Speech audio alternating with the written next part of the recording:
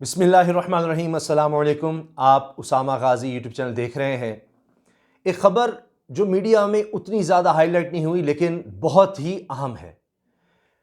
हुकूमत पाकिस्तान और तहरीक लब्बैक पाकिस्तान के दरमियान ज़िमनी मुआहिदा तय पा गया है और इमरान खान साहब ने भी इसकी तस्दीक कर दी है। वफाकी वज़ीर मज़हबी अमूर नूरुल हक क़ादरी साहब ने भी इसकी तस्दीक की है और ये एक बहुत अहम मुआहिदा है।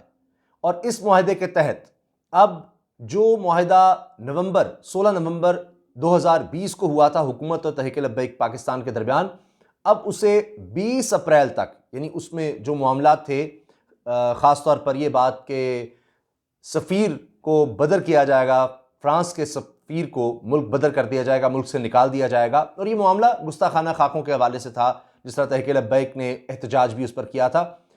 तो अब 20 अप्रैल को ये मामला, यानी फ्रांस के सफ़ीर को मुल्क बदर करने का, यहाँ से निकालने का मामला, अब ये पार्लियामेंट में ले जाया जाएगा 20 अप्रैल को।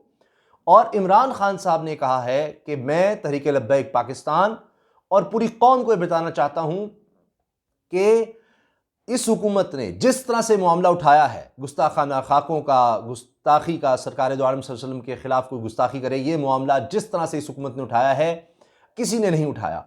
और इमरान खान साहब ने यह बात भी कही है कि मगरिब को हमें यह समझाना है, और यह बात मैंने इसलिए अक़वाम मुत्तहिदा में कही, OIC में भी कही, हर सतह पर हम ये उठा रहे हैं और उठाते रहेंगे कि मगरिब को ये समझ ही नहीं है कि सरकार दो आलम सल्लल्लाहु अलैहि वसल्लम, नबी करीम सल्लल्लाहु अलैहि वसल्लम से क्या रिश्ता है हमारा, किस तरह हमारे दिलों में बसते हैं, और हम उनके खिलाफ, उनकी शान के मुनाफी कोई भी बात, कोई जुमला, कुछ भी हम बर्दाश्त कर ही नहीं सकते। यह हमारे ईमान का हिस्सा है। तो लिहाजा उन्होंने कहा कि अब इस मामले को हमें अक़वाम मुत्तहिदा तक ले जाना है, वहां पर कानून साजी करवानी है। इसका हल यही है और इसके लिए हमें 20 से 25 ममालिक, इस्लामी ममालिक को इकट्ठा करना है जो इस पर आवाज़ उठाएं। पाकिस्तान ने सबसे ज़्यादा आवाज़ उठाई है, तुर्की ने आवाज़ उठाई है, और अब ज़रूरत इस बात की है कि 20 से 25 ममालिक, ये इमरान खान साहब की स्टेटमेंट है कि वो मिलकर इस पर आवाज़ उठाएं, अक़वाम मुत्तहिदा तक इस मामले को ले जाएं। उन्होंने कहा कि ये हो रहा है, अब OIC में ये बात आई है, अब इसको आगे लेकर जाना है अक़वाम मुत्तहिदा में, और इसको हम ले जा रहे हैं। और उन्होंने इस उम्मीद का इज़हार किया कि इंशाअल्लाह इसमें पाकिस्तान कामयाब होगा ये मामला अक़वाम मुत्तहिदा तक ले जाने में, और कानून साजी करवाएं कि किसी को इजाज़त ना हो कि किसी के भी मजहबी जज्बात को मजरूह किया जाए, सरकार दो आलम सल्लल्लाहु अलैहि वसल्लम के खिलाफ, उनकी शान के मुनाफी कोई बात की जाए, कोई गुस्ताखी की जाए। अब यह एक बहुत बड़ी अचीवमेंट है, इसलिए कि आपको याद होगा कि माज़ी में भी तहरीक लब्बैक पाकिस्तान की तरफ से इस तरह के मुज़ाहरे हो चुके हैं कि जब भी ख़त्म नबूवत के ख़िलाफ़ कोई काम होता है या सरकार दो आलम सल्लल्लाहु अलैहि वसल्लम की शान के मुनाफी, उनकी शान में कोई गुस्ताखी करे, तब भी। अब ये हुआ ये था कि 16 नवंबर को एक मुआहदा तय पाया था, क्योंकि उस वक्त भी तहरीक लब्बैक ने एहतजाज का ऐलान किया था, और उसके बाद फिर 16 नवंबर को मुआहदा हो गया हुकूमत के साथ, जिसमें 3 बुनियादी शराइत थीं। और उसमें एक तो शर्त ये थी कि फ्रांस के सफ़ीर को मुल्क बदर किया जाएगा, इसको निकाला जाएगा, और फिर दूसरी चीज़ ये थी कि इसके साथ साथ पाकिस्तान फ्रांस में अपना सफ़ीर मुकर्रर नहीं करेगा, और तीसरी बात ये कि तहरीक लब्बैक के जितने भी लोग उस वक्त गिरफ़्तार किए गए थे या जो पकड़े गए थे उनको रिहा किया जाएगा और कोई मुकदमात नहीं बनाए जाएंगे। अब ये जो ज़िमनी मुआहिदा हुआ है, अभी चूँकि 17 फरवरी डेडलाइन थी, उस मुआहिदे के तहत, 16 नवंबर के मुआहिदे के तहत 3 माह के अंदर अंदर ये मामला पार्लियामेंट में हुकूमत को लेकर जाना था। अब 1 महीने से मुज़ाकरात हो रहे थे हुकूमत के दरमियान, तहरीक लब्बैक पाकिस्तान के दरमियान। अब वो मुज़ाकरात कामयाब हुए हैं और ये अब सामने भी आ गया मुआहिदा, और उसके तहत ये कहा गया है कि 16 नवंबर वाले मुआहिदे पर पूरा अमल नहीं हो सका। अब ये एक ज़िमनी मुआहिदा है और इसका ऐलान वज़ीर आज़म करेंगे। अगर इस दौरान, यानी 20 अप्रैल तक इस मामले को ले जाया जाएगा पार्लियामेंट में, इस दौरान अगर इस मुआहिदे पर किसी ने अमल ना किया तो फिर ये मुआहिदा मनसूख समझा जाएगा। तो 20 अप्रैल को अब हुकूमत पाकिस्तान, इमरान खान साहब ये मामला पार्लियामेंट में लेकर जा रहे हैं। तो इस लिहाज से अगर देखा जाए तो हुकूमत और तहरीक लब्बैक साथ साथ चल रहे हैं और इस मामले को आगे लेकर बढ़ रहे हैं। ये बड़ा हसास मामला है और ये हमारे मज़हब का मामला है, हमारे सरकार दो आलम सल्लल्लाहु अलैहि वसल्लम से मोहब्बत का मामला है। उसके बगैर हमारा ईमान ही नहीं हो सकता, ईमान मुकम्मल ही नहीं हो सकता। तो अब इसको आगे फ़हम व तफ़हीम के साथ बड़े अच्छे तरीके से आगे बढ़ाया जा रहा है। हुआ क्या था? हुआ ये था कि फ़्रांस में गुस्ताखाना खाकों की इशाअत हुई और मामला इस तरह से और ज़्यादा ख़राब हुआ कि एक वहाँ पर एक उस्ताद था, उसने गुस्ताखाना खा के क्लास में दिखाए और उसका उसी के स्टूडेंट ने फिर कत्ल कर दिया। और फिर ये हुआ कि फ्रांस में बड़ा इस पर वावेला मचा और कहा कि जी हम 2 इमारतों पर बाकायदा ये लगाएंगे गुस्ताखाना खा के। इस पर फिर पूरी दुनिया में एहतजाज हुआ, पूरी दुनिया के मुसलमानों ने एहतजाज किया और फ्रांस के सदर के खिलाफ एहतजाज हुआ। सबसे ज़्यादा पाकिस्तान और तुर्की ने इस पर आवाज़ उठाई और इतना ज़्यादा इस पर तनकीद की कि फ्रांस ने कहा, पहले तो ये कहा कि जी हमारे अंदरूनी मामलात में दखल ना दिया जाए, पाकिस्तान और तुर्की का नाम लेकर कहा। तैयब उर्दवान ने यहाँ तक कहा कि फ्रांस का सदर पागल हो गया, क्योंकि फ्रांस के सदर का ये बयान भी सामने आया था उस कत्ल के बाद, जब ये फिर खाकों का कहा गया, रैली भी निकाली गई। फ्रांस के सदर ने कहा जी ये 2 इमारतों पर हम लगाएंगे ये खाके। तो फ्रांस के सदर ने कहा कि इस्लाम अब एक बहरान का दीन बनता चला जा रहा है। तो इस पर फिर बड़ी शदीद तनकीद हुई। पाकिस्तान ने भी इस पर भरपूर एहतजाज किया, सिफारती सतह पर एहतजाज किया। इससे पहले भी इमरान खान साहब ये मामला इस्लामोफोबिया का, इस्लाम के खिलाफ नफरत का मामला मुतअद्दिद में उठा चुके हैं, हर सतह पर उठा चुके हैं। तो तुर्की के सदर तैयब उर्दवान ने भी कहा कि इसका दिमाग, फ्रांस के सदर का दिमागी इलाज की ज़रूरत है, इसका दिमाग ठीक नहीं रहा। तो इस पर फिर फ्रांस ने बड़ा एहतजाज किया, अपना सफ़ीर भी तुर्की से वापस बुला लिया था।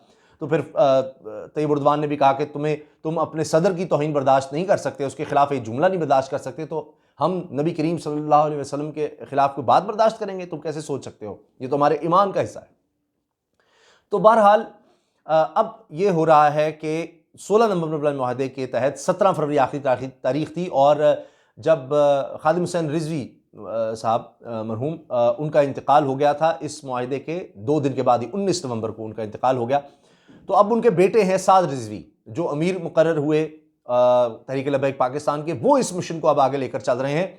और उन्होंने भी ये कहा था चेहलम के मौके पर ही कि ये मुआहदा जो है इस पर अमल दरामद होना चाहिए और वरना ये कि हम दोबारा निकलेंगे। और फिर 16 फरवरी को ये भी कहा गया था कि दोबारा एहतजाज किया जाएगा इस्लामाबाद की तरफ। तो अब ये मामला निमट गया है और इसमें बाकायदा अब दस्तखत भी बताया जा रहा है कि मौजूद हैं, जो अब हालिया मुआहदा हुआ है। और अब जो मार्च था इस्लामाबाद की तरफ, उसको मौखर कर दिया है तहरीक लब्बैक पाकिस्तान ने। अब वफाकी वज़ीर नूरुल हक कादरी साहब ने कहा है कि हुकूमत और तहरीक लब्बैक पाकिस्तान के दरमियान मुआहिदा तय पा गया है और तहरीक लब्बैक ने 16 फरवरी को होने वाला इस्लामाबाद मार्च मौखर कर दिया है। और वफाकी वज़ीर ने कहा कि हुकूमत अब 20 अप्रैल तक फ्रांस के सफ़ीर को मुल्क बदर करने का मामला पार्लियामेंट में पेश करेगी। यही एक चीज़ थी जो रह गई थी 16 नंबर वाले मुआहदे में। मैंने आपको बताया कि 3 बातें थी मेन, उनमें 2 चीज़ें कि फ्रांस में सफ़ीर मुकर्रर किया जाएगा और सब लोगों को रिहा किया जाएगा, मुकदमात नहीं बनाए जाएंगे, वो तो मान लिए गए थे फौरी तौर पर। और एक ये था, ये तो आगे का था कि पार्लियामेंट में हुकूमत ये मामला लेकर जाएगी और 3 माह तक का वक्त था। तो अब वो 20 अप्रैल तक आगे चला गया है और इमरान खान साहब ने भी ये चीज़ बताई है, इसको कन्फर्म किया है कि मुआहिदा तय पा गया है और अब ये 20 अप्रैल तक ये मामला आगे बढ़ गया है। ये इमरान खान साहब ने भी इसकी तस्दीक की है, वज़ीर आज़म ने। अच्छा, तहरीक लब्बैक पाकिस्तान की शूरा ने हुकूमत के साथ अच्छे अंदाज में बात की, नूरुल हक कादरी साहब ने, वफाकी वज़ीर मज़मून ने बताया। और साथ ही उनका कहना था कि तहफ़्फ़ुज़ ख़त्म नबूवत और तहफ़्फ़ुज़ नामूस रिसालत के हवाले से हमारा मौक़िफ़ बिल्कुल वाज़ेह और दो टोक है। तो लिहाजा अब ये एक तरह से एक पेज पर नज़र आ रहे हैं तहरीक लब्बैक और हुकूमत पाकिस्तान। अब ये जो मुआहिदा है, इसकी मैं चंद बातें आपको बता दूँ कि इसमें ये जो मुआहिदा सामने आया है, इसमें कहा गया है कि हुकूमत पाकिस्तान और तहरीक लब्बैक या रसूलुल्लाह सल्लल्लाहु अलैहि वसल्लम के दरमियान गुज़श्ता 1 माह से मुज़ाकरात जारी थे, जिसमें हुकूमत ने अपने अज़्म को दोहराया और मुआहिदे की शिक़ को 20 अप्रैल 2021 तक पार्लियामेंट पेश कर दिया जाएगा और फैसले पार्लियामेंट की मंजूरी से तय पाएंगे।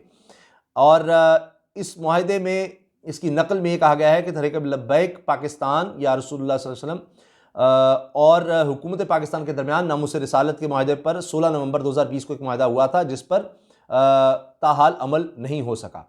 और इसके साथ ये भी कहा गया है कि दोनों फ़रीक़ैन के दरमियान मुआहिदे के मुताबिक तहरीक लब्बैक पाकिस्तान के जो लोग 4th शेड्यूल पर डाले गए हैं, इनके नाम निकाल दिए जाएंगे। 4th शेड्यूल से मुराद ये है कि जिन लोगों को 4th शेड्यूल में डाल दिया जाता है वो इलाके के पुलिस के बगैर, इजाज़त के बगैर, इलाके की इंतज़ामिया की इजाज़त के बगैर वो शहर से इधर उधर नहीं जा सकते, दूसरी जगह नहीं जा सकते। तो बहरहाल जिनके 4th शेड्यूल में नाम डाले गए थे वो निकाल दिए जाएंगे और 20 अप्रैल 2021 तक मुआहिदे की रूह के मुनाफी कोई सरगर्मी पर मुआहिदा मनसूख समझा जाएगा और इस ज़िमनी मुआहिदे का ऐलान वज़ीर आज़म पाकिस्तान करेंगे, जिसके बाद ये मुआहिदा नाफिजुल अमल होगा और इस पर अमल दरामद किया जाएगा।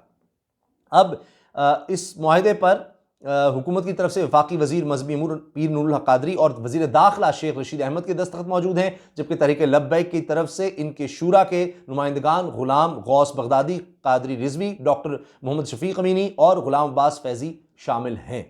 तो अब जो साद रिजवी साहब हैं वो अमीर हैं तहरीक लब्बैक के, और लग रहा है कि हुकूमत ने पिछले 1 महीने में जिस तरह से मुज़ाकरात किए हैं उनको काफ़ी हद तक इसमें कामयाबी मिली है। और अब देखते हैं कि 20 अप्रैल को किस तरह से मामला पार्लियामेंट में ले जाया जाता है और कौन, हुकूमत तो नज़र आ रहा है कि चूँकि वो लेकर जाएगी और वो जाहिर है कि इस पर आवाज़ उठाएगी, तो अब पार्लियामेंट में से कौन कौन इस हवाले से आवाज़ उठाता है और पार्लियामेंट में किस तरह से इस पर बहस होती है, पार्लियामेंट इस पर अब क्या फ़ैसला करती है। इजाज़त दीजिए, अल्लाह हाफ़िज़। पाकिस्तान जिंदाबाद।